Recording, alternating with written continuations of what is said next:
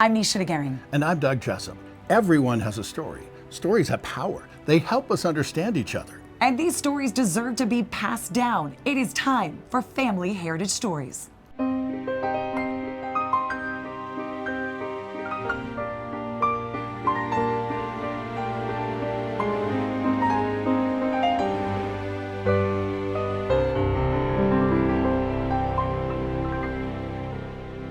Welcome to Family Heritage Stories, where we help people understand where they came from. Things like traditions, values, and culture. How are those stories passed down from generation to generation? Through words, through deeds, through stories. We all benefit from heroes among us. Now, they're going to say, it's just part of the job. But it's more than that. It's time for Hero Salute Stories.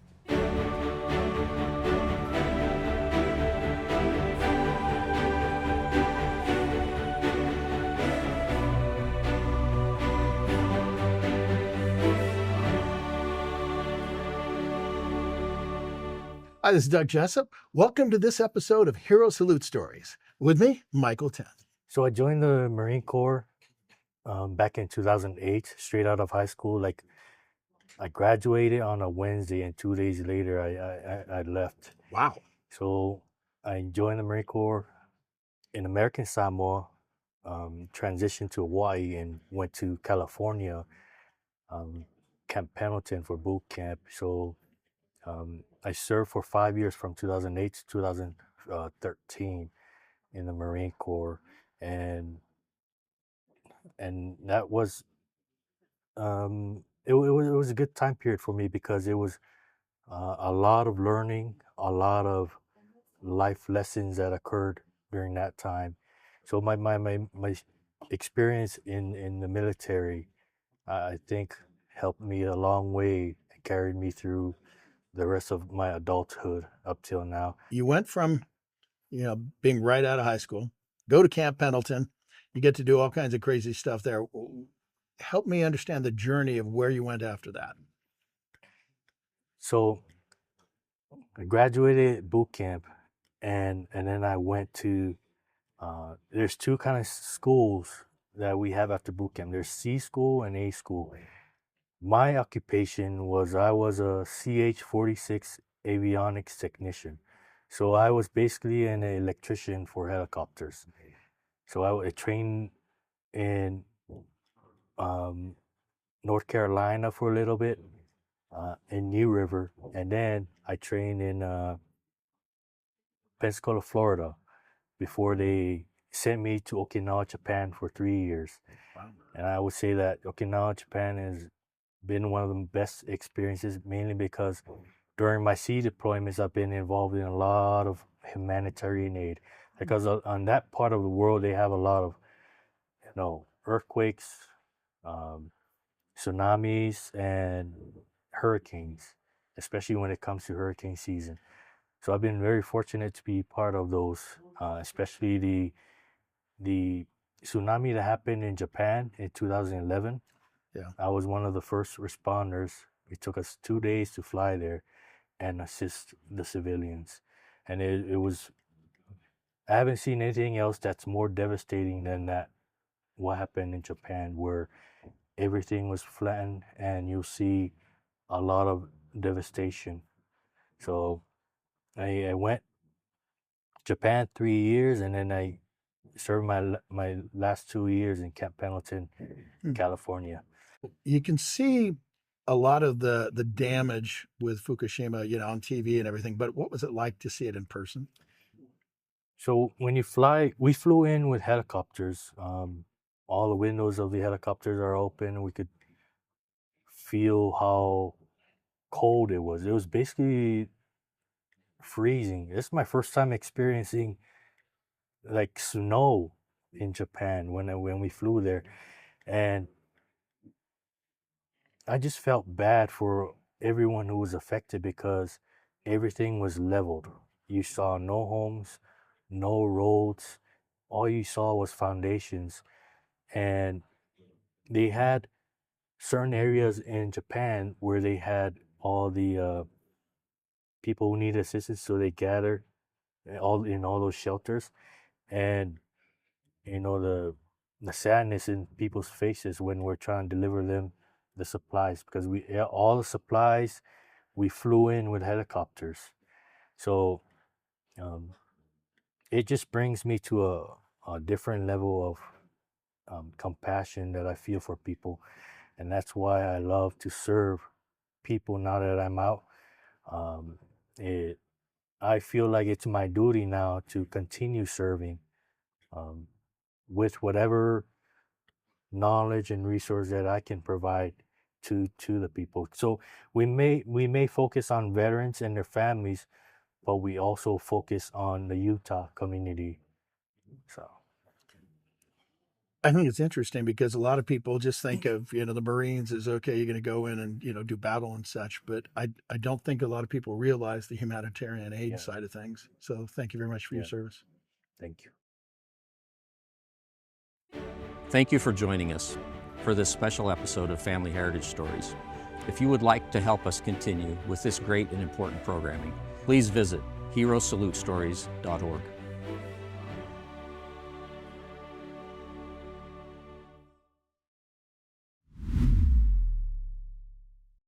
Talo following Michael Tan, my behind the Lava Foundation, Loe Mata Mata Mai ile Family Heritage Stories.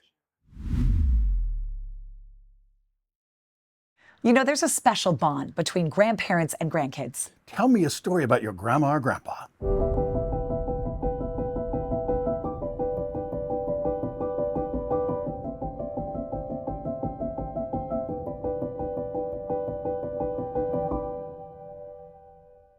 My grandma. So my grandma on my dad's side, or my dad's mom, she was an avid genealogist. She's actually the one that got me interested in genealogy. I was her designated chauffeur, so every week I would drive her over to town so she could go to the family history library and spin the microfiche machine, and I would feel car sick and then I'd have to drive home. But she was amazing. She loved family history. She would tell me all the stories, and that's really what inspired me to get into it. How about her husband, your grandpa? My grandpa was a character. He had a story for everything. He was older. He died when he was 100 years old, and he toured pretty much all over the United States. So one of his first cars was a bootlegger's car that got confiscated. He filed off the serial number, replaced it with a legitimate car, and drove that to New York City. Broadcasting from Lanny Bernard Gallery, you're watching Family Heritage Stories. We'll be right back. Family Heritage Stories features examples of stories from the past to help shape the future. If you would like help saving your stories with a private interview, contact Krista at fedorafoundation.org for pricing and availability.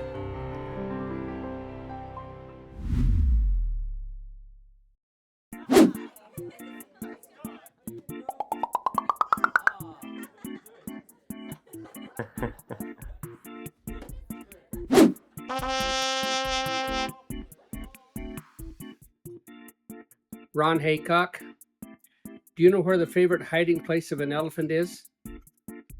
In a tree. Have you ever seen an elephant in a tree? Pretty effective, isn't he? Okay.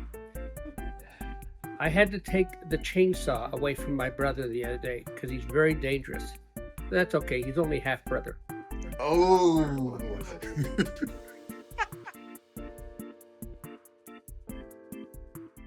Everybody comes from somewhere. What does heritage mean to you?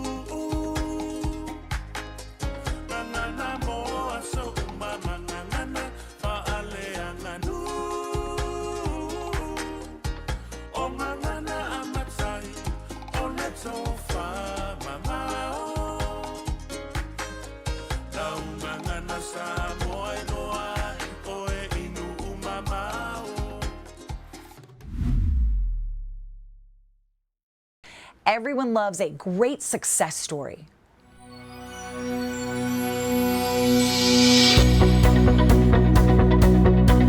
Hi guys, this is Doug Jessop. Welcome to this episode of Family Heritage Stories. With me, a brother from another mother, Alyn Toalepai, and we're going to explain that here in a second. So, Alyn, thanks for coming on. And since we just brought it up, just out of curiosity, where were you born? I was born in Long Beach, California. Okay. Raised in Compton. Compton. Okay, now that's talking about, that's kind of a rough neighborhood. I was from the border, Whittier and South, and Santa Fe Springs. Like, ooh, okay.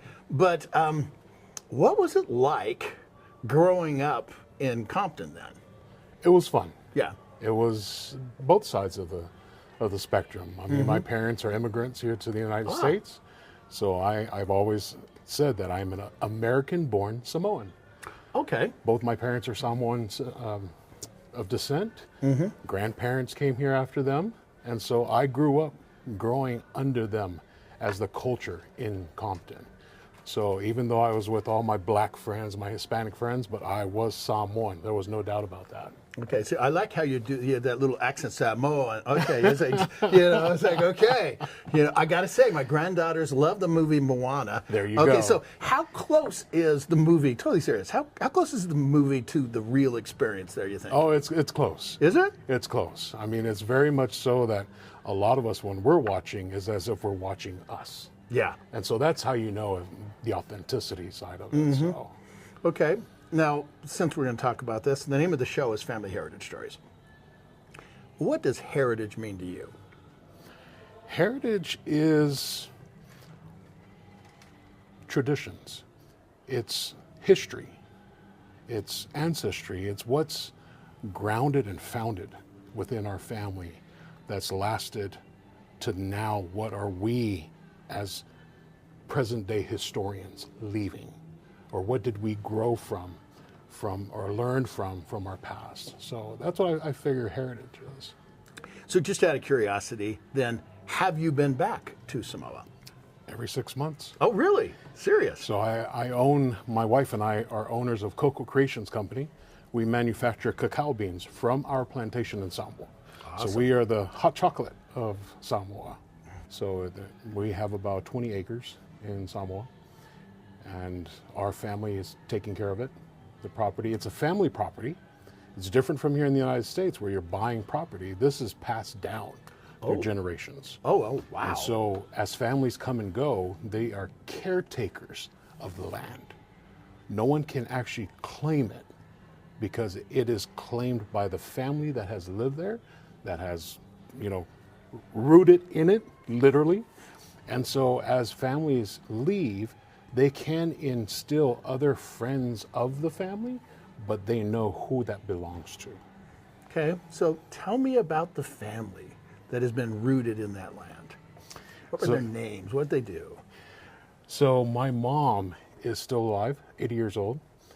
And so recently I've been asking her, who were the grandparents of her time? Because I want to know those stories. I want to know the stories from her eyes as an 8-year-old, as a 7-year-old. And it was funny because she told me that Grandpa, her dad, is Tuipoloa Lawina Matua. And he was a tobacco grower before the cocoa, before the cacao. The cacao came about because he was then called as a branch president of the LDS Church in his village as a tobacco grower. So it's funny that it was because of the religion, because of the change in the Western civilization coming to Samoa, that he transitioned from growing tobacco with my mom, doing everything, drying everything, rolling it up. She was telling me all that she was doing from age, I believe it's 4 till she was 13, growing tobacco, selling it. That's how they made money. So from that point, when he transitioned to cacao and everything else, because he was also a fisherman, but he was one of those deep sea divers with no equipment. He is literally jumping out of the boat and fishing. So it was cool to see that transition from being a tobacco grower to then a cacao grower. And so our family has been instilled with that since then. There is something interesting about being able to trace the footsteps Absolutely. of being, in the very footsteps of your ancestors. There's just something special about Absolutely. that. Where'd you come up with the name? Well, the name is Coco Samoa, Samoan hot chocolate. Okay. And so we pose it as the Samoan brewed chocolate. And it's, at the time working in hospitality, we were looking for coffee alternative. Not realizing I drink it every day. Our whole nation drinks it every day. It's the preferred beverage, hot beverage of Samoa. And so it is called Coco Samoa. So I couldn't trademark the name.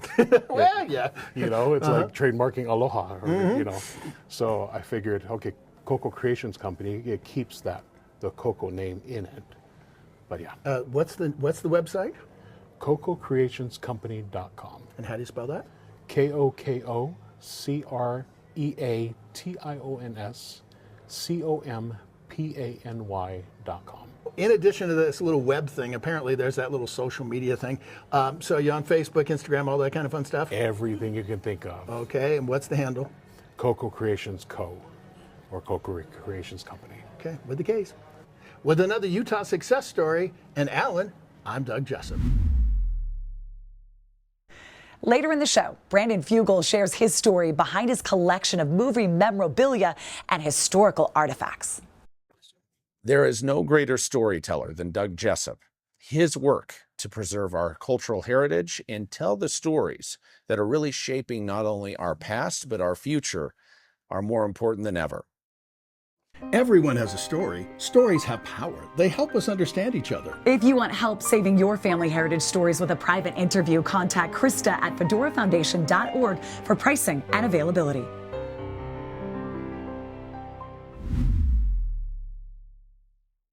You learn a lot about traditions, values, and culture when you travel. It's time for Vacation Locations.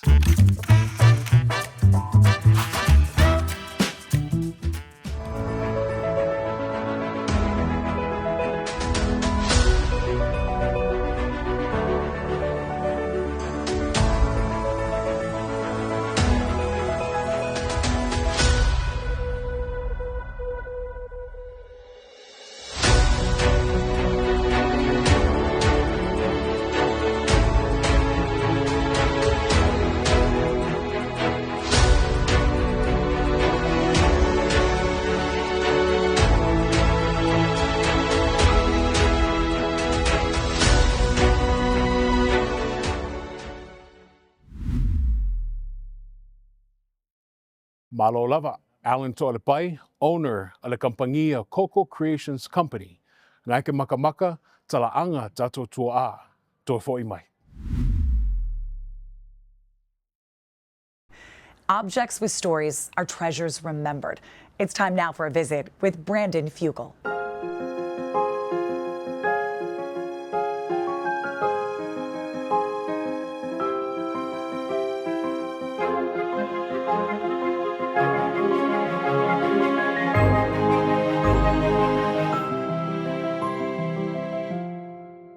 Hi, this is Doug Jessop. Welcome to this episode of Treasures Remembered. With me today, Brandon Fugal.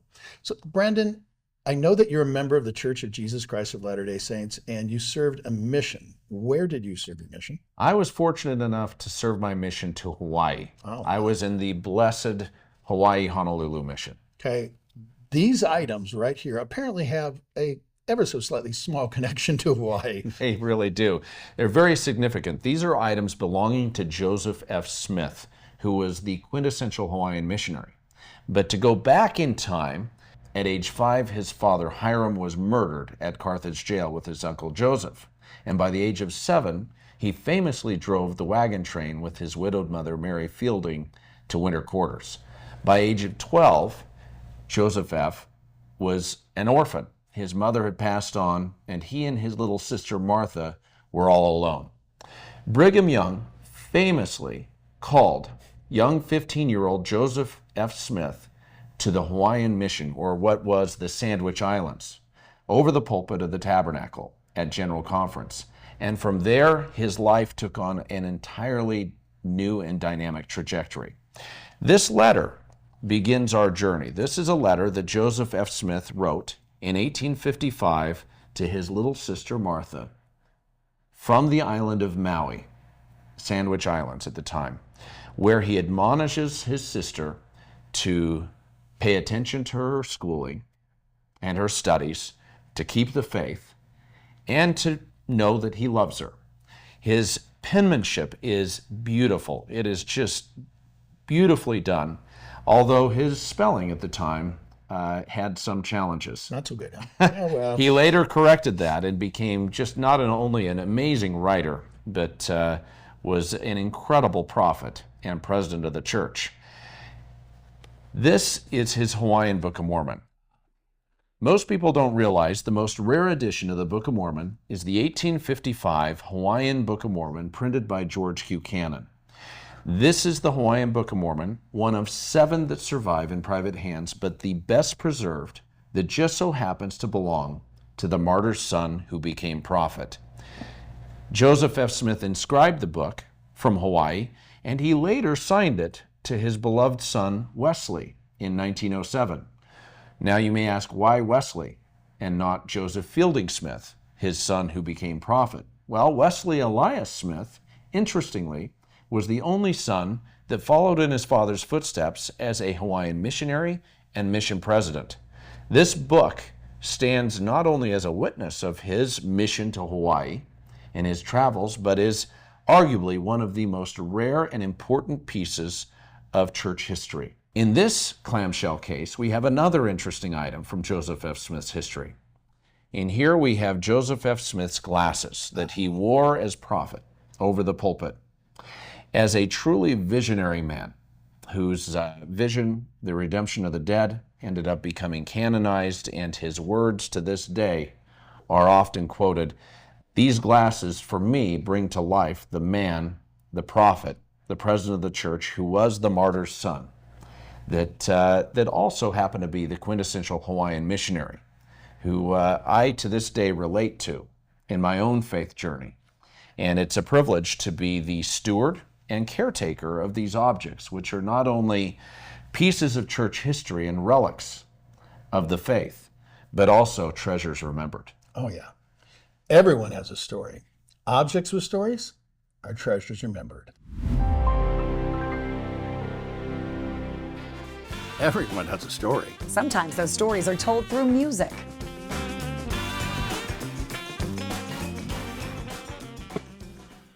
Lo tanu wo fana wai wolele yo le vasai ua emawa mailunga ole to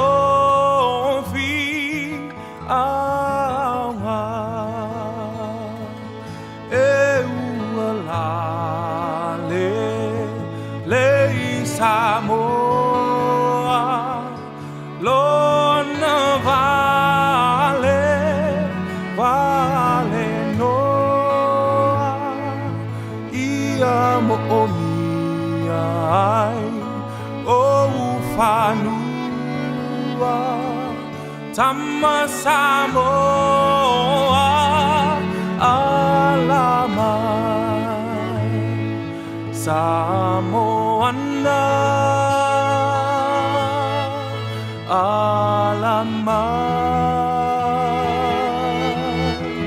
vai aine, le fa'afetai, ile pu, le ia maua.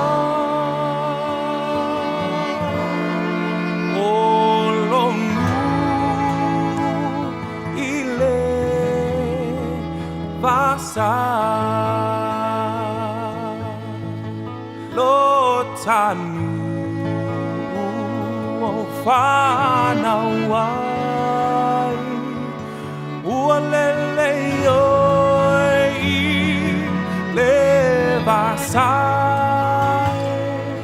Ua Emawa Mailunga Ole Tomfi Aunga Samoa Alama Fai Aine Lefa Vita Ilepu Leia Maua.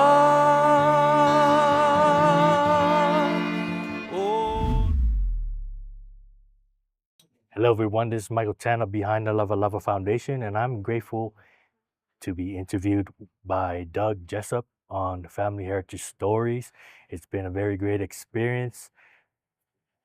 Everyone has their own stories that's very unique to themselves, and I'm glad that mine is being told on this platform. It's very important that our stories are out there so that our kids, our grandkids can listen to these stories and learn more about ourselves. So thank you, Doug, for this opportunity, and yeah, catch you guys soon. Do your kids and grandkids know your stories? This is Doug Jessop. Part of the reason we do Family Heritage Stories is to give ideas and examples of how to share those stories. If you need help, we're here to help give you a private interview with either myself or Nicea DeGering. For availability and pricing, contact Krista at fedorafoundation.org. What makes you smile? Spry Natural Xylitol mints make me smile. I think it might help you too.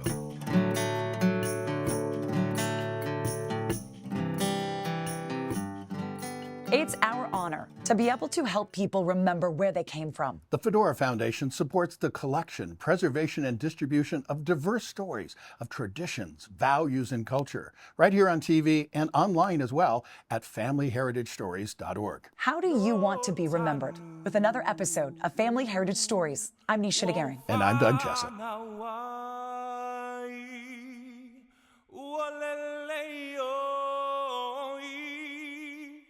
Levasa